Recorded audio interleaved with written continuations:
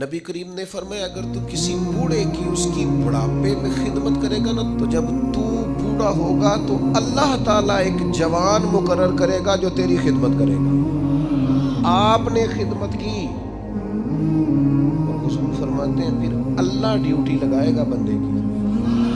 आपने बूढ़े की खिदमत की और जब आप बूढ़े हुए तो आपकी जो जिम्मेदारियां थी वो अल्लाह के जिम्मे करम पे चली गई। अल्लाह ने बंदा मुकर्रर किया है, अल्लाह ने।